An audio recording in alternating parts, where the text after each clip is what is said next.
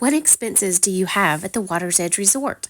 Your biggest expense will be your mortgage if you're not paying cash for the property. Obviously, the monthly payment and the terms of that mortgage will depend on your specific situation. You also have to pay a monthly HOA fee. That includes exterior maintenance and repair, building insurance, landscaping, security, the building amenities. That includes an outdoor pool, an outdoor hot tub, an indoor pool, and an indoor hot tub, along with a fitness center, a sun deck, and elevators within the building.